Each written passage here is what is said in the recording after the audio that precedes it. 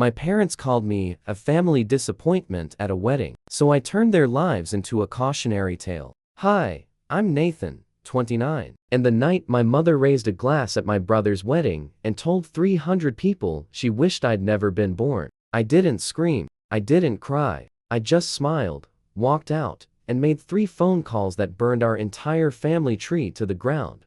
Jude was always the star, the doctor, the golden child, and I was just the other one. He was 3 years older, straight as since birth, on a glide path to glory while I scraped my way through school and carved out a career in commercial real estate without a single ounce of applause. When Jude finished his residency, Mom and Dad threw him a party with the custom ice sculpture. When I graduated college, I got a Hallmark card with $50 in it and a side comment about being realistic with my future. When Jude bought his first house, they gifted him the down payment. When I bought my condo, Mom asked if I was sure I could afford it, but I didn't whine. I didn't beg. I took that rage and turned it into discipline. I worked for one of Dad's competitors for 5 years, built a name, learned the business, made my own deals. No family favors, no shortcuts. I built everything I had with calluses and caffeine. Still, none of it mattered to them. The Christmas card?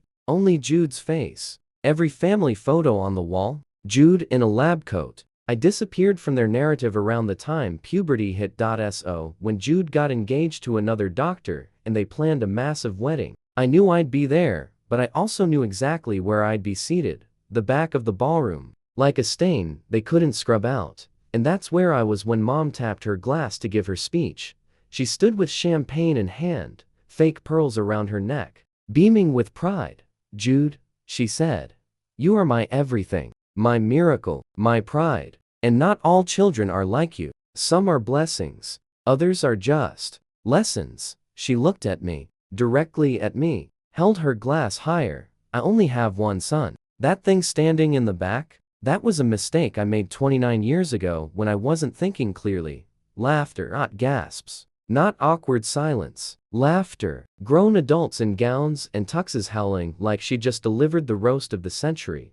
My father stood next, chuckling, and added, "We should have given him up for adoption when we had the chance. But hey, every family needs a disappointment to make the golden child shine brighter, right?" I felt something cold. Sabrina, Jude's bride, had thrown her wine on me mid-speech. It soaked through my blazer into my shirt. I sat there, drenched, humiliated, heart pounding, while they clapped, laughed, smiled. So I stood up. I looked at my mother, my father, Jude, Sabrina. I smiled big, calm, and quiet. Then I walked out, into the rain. I let it wash the wine from my skin. Then I drove home, dried off, opened my laptop, and made 3 phone calls. Each one was years in the making, and each one was aimed directly at the people who just tried to erase me from their lives. The first call was to Dad's business partner, the same guy who'd trusted him with 15 years of shared clients, money, and reputation. I told him everything about the affair with his wife, the hotel receipts I'd photographed, the STI clinic bill that accidentally got mailed to me, the text from Dad's old phone, backed up years ago. Silence on the line. Then, send it all. Did. Second call. Dad's bank, the one holding the mortgage on his commercial office building. I suggested they double-check the loan documents he'd submitted, specifically the personal guarantee using his house as collateral. See, what Dad didn't know was that Mom had secretly taken out a second mortgage to cover $60,000 she blew on some pyramid scheme, which meant Dad's unencumbered asset was actually underwater. Fraud, basically. Third call was trickier. Took me a year to track him down. Sabrina's actual husband, still legally married, still listed in public records, still working as a pharmacist in Oregon. I told him, "You might want to know your wife just got married again. Without a divorce." Silence. Then he laughed. Said he'd been trying to contact her for years. That he still loved her. That this was the last straw. Last action was an email to Mom's MLM upline and 40 of her Facebook friends, most of whom she'd been trying to recruit. I laid it all out. The money she'd lost. The refinancing without Dad's knowledge. I also politely suggested the FTC might want to peek into their little business. I hit send and shut my laptop. Then I went to bed. For 2 weeks, nothing. Just work, gym, sleep. I closed a $4.2 million development deal and didn't tell a soul. I lived in complete silence. Then came day 67.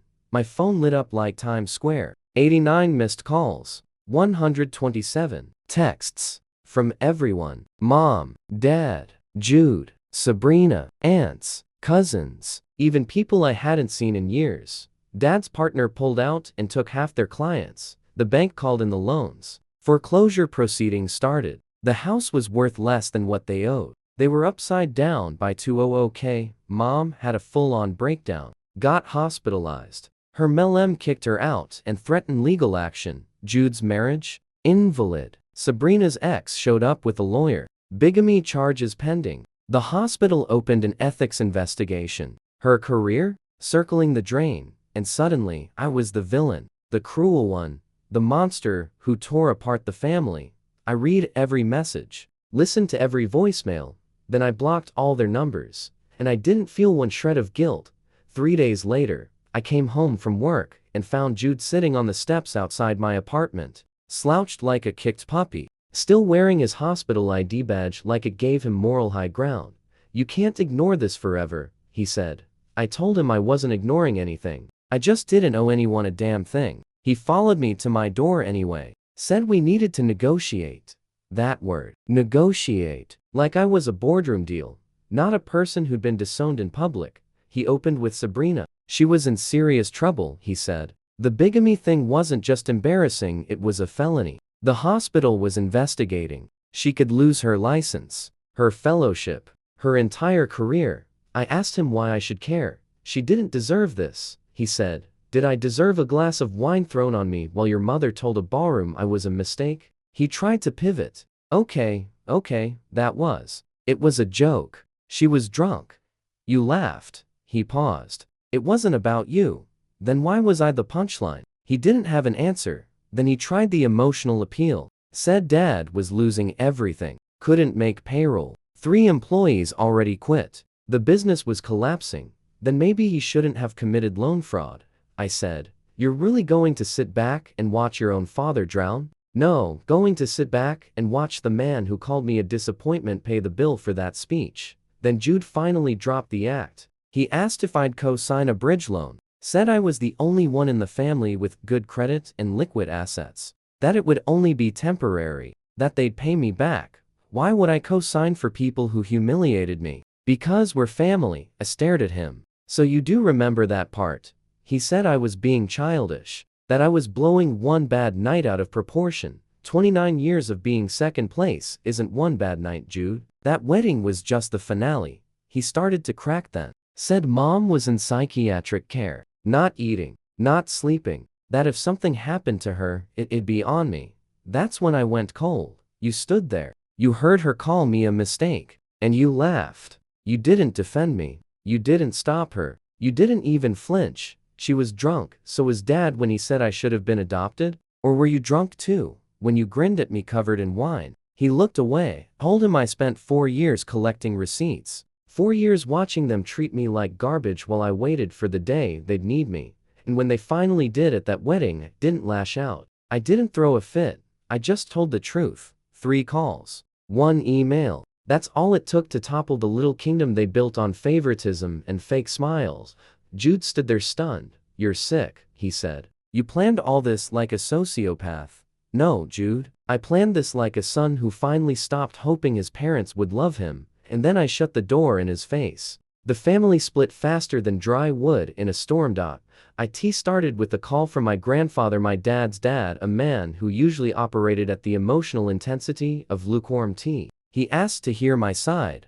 No accusations. No guilt. Just, tell me what happened, Nathan. So I did. Everything. The favoritism. The wedding. The humiliation. The fallout. The calls. He didn't interrupt once. When I finished, he let out the smallest, saddest sigh. Your father, he said quietly, has always been like this. Then he told me something I never expected.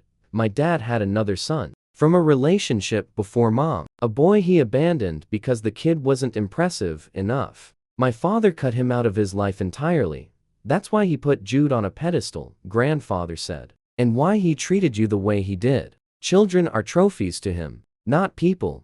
Before I could process that, he added, I'm changing my will. Effective immediately. Your father is out. Everything will be divided between you and your Aunt Anna. I told him he didn't have to do that. He said, your father needs consequences. And you need protection. That news hit the family like a grenade. Within 24 hours, my dad accused me of manipulating an old man. My mom said I'd poisoned the family. Jude called Aunt Anna demanding she pressure me to reverse it. Aunts and uncles were picking sides like middle schoolers forming dodgeball teams. Thanksgiving got canceled.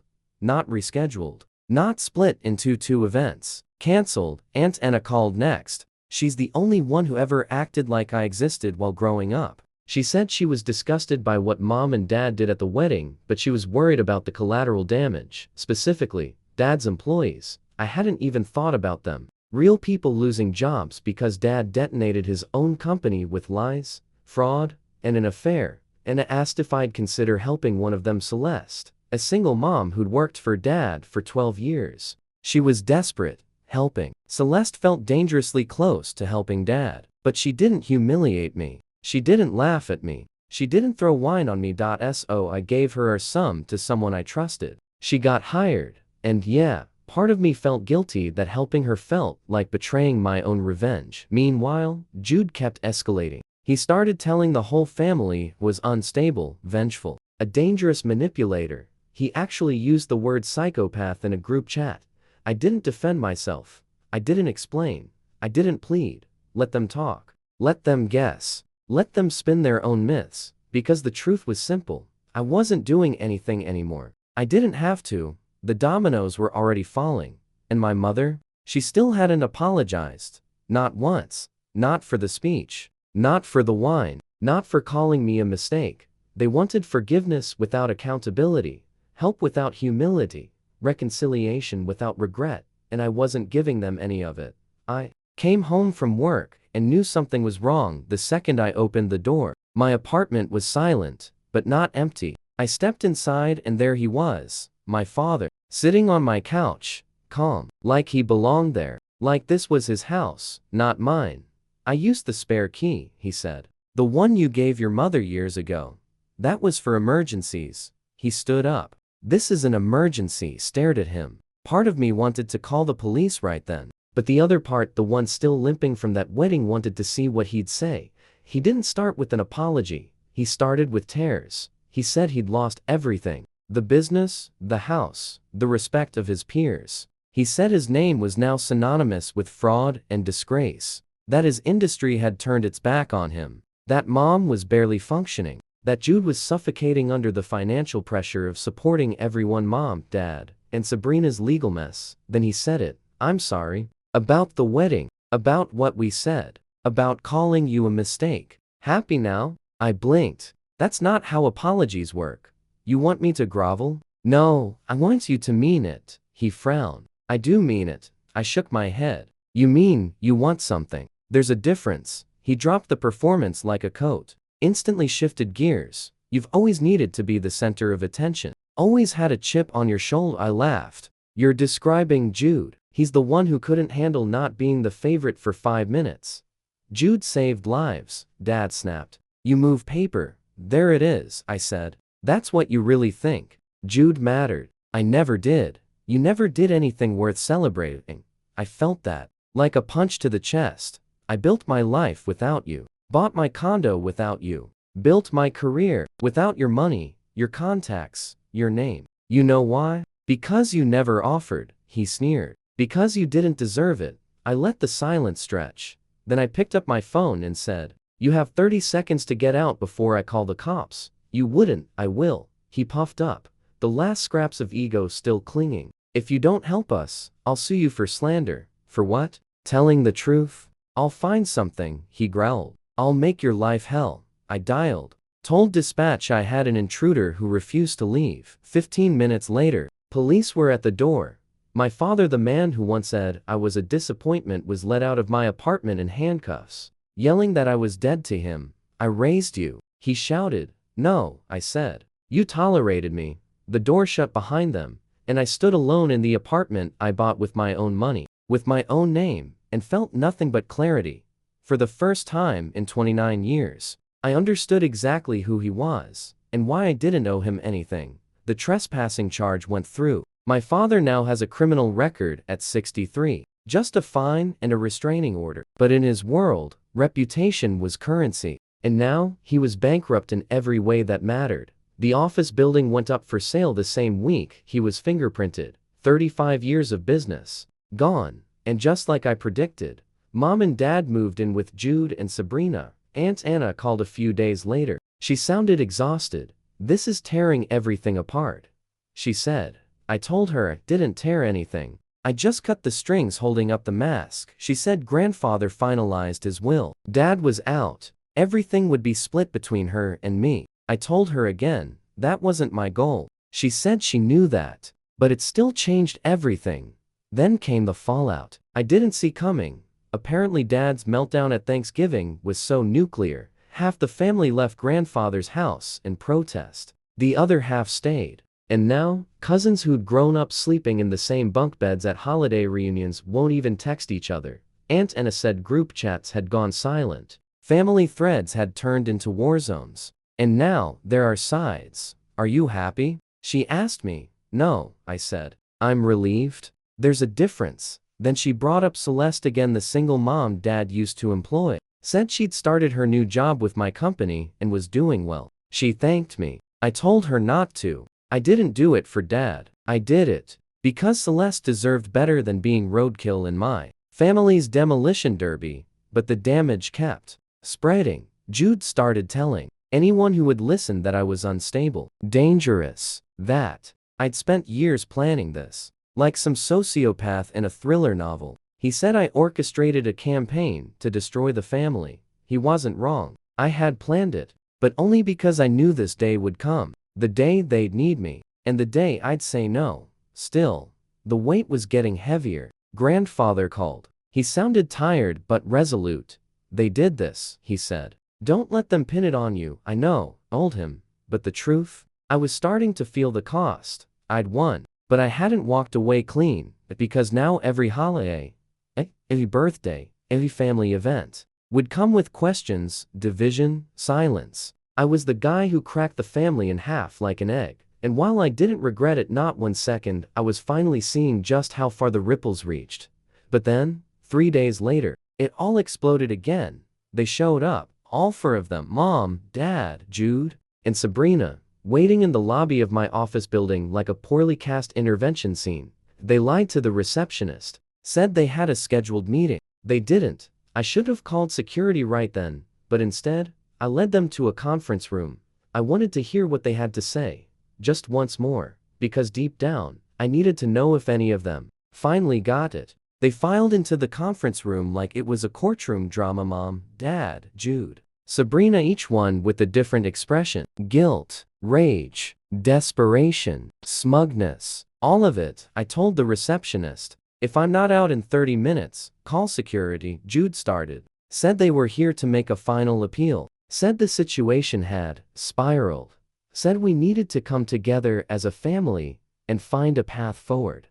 I asked, what's your offer? Dad cleared his throat. If you agree to drop the restraining order and help us financially, we'll agree to family counseling. All of us. Does that include an actual apology for the wedding? Dad blinked. We're willing to discuss what happened. No, I cut in. Not a discussion. An apology. A real one. Mom spoke up then. Said they were trying, that I was being difficult, that I was stuck on the past. You called me a mistake, I said. In front of 300 people. Sabrina jumped in. This is ruining my life. I didn't do anything to you. I laughed. You threw wine on me. I was upset. That wasn't personal, it was assault, I replied. And marrying someone while still married to someone else? That was personal. Sabrina crossed her arms. You didn't have to contact my ex. That was malicious. No, that was legal clarity. Then I asked the room, do any of you actually believe you were wrong? Not willing to discuss it. Do you believe you were wrong? Silence. Then Dad said, it was a joke that went too far. Did you laugh? He didn't answer. I turned to Mom. Do you believe I was a mistake? She shook her head. Of course not. But you've always been difficult. We did our best. Food and shelter aren't love. Jude finally spoke. You could have just taken the joke, laughed it off. That's what adults do, and that's why you think this is my fault. I stood up. We're done. Dad shouted. We're not done until we fix this. There's nothing to fix. I gave you chances. You failed every time. I hit the button for security. Mom started sobbing. You're tearing this family apart. No, I said. You did that. I just stopped protecting you from the fallout. They were escorted out. As they left, Mom turned back and hissed. I wish I'd never had you. I looked her in the eyes and said, that's the first honest thing you've said to me in years. I sat back down at my desk and stared at the wall. Not because I was stunned, not because I was sad, but because I felt done, not victorious, not vengeful, just clean. That night, Grandfather called. He'd already heard. Word travels fast in a broken family. He said he was proud of me, that Dad made his choices, and now he had to live with them. He confirmed the will was finalized. Dad was out. Everything would go to Aunt Anna and me. I told him again, I never asked for that. He said, I know. That's why you deserve it. The next morning, Aunt Anna called. Her voice was heavy. She said the family was fractured beyond repair, that Christmas would now need 2 dinners, 2 guest lists, that some cousins weren't speaking, that friends were being asked to pick sides. She asked, are you satisfied? I told her the truth. No, satisfaction would mean they actually understood what they did, that they apologized because they meant it, not because they were desperate. But I am content. Content with the fact that I stood my ground, that I didn't let them gaslight me into forgiveness, that I didn't let the years of silence make me complicit, and more than anything, content that I'm free, free from the need for their approval, free from being the scapegoat, free from the fantasy that one day, they'd love me the way they loved Jude. They wanted one son. They got one. Now, Jude gets to carry the weight of all of them, their debt, their legal mess, their regret. I don't know if this is a happy ending, but it's an honest one. I didn't ruin the family. I just stopped pretending we were one. And when the people who called me a mistake finally needed me, I became the last mistake they ever made.